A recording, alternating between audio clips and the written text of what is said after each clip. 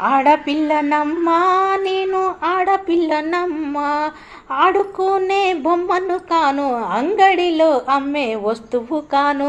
మా అమ్మ నాన్నలో ఎంతో ప్రేమతో కన్నా ముగ్గురన్నల తోడ పుట్టిన ముద్దుల ఆడపిల్లనమ్మా, నేను ఆడపిల్లనమ్మా.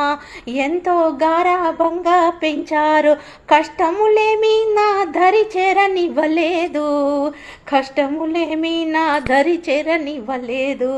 నా తల్లిదండ్రుల దీవెనతో ఆకాశమంతా ఎత్తుకు ఎదుగుతాను.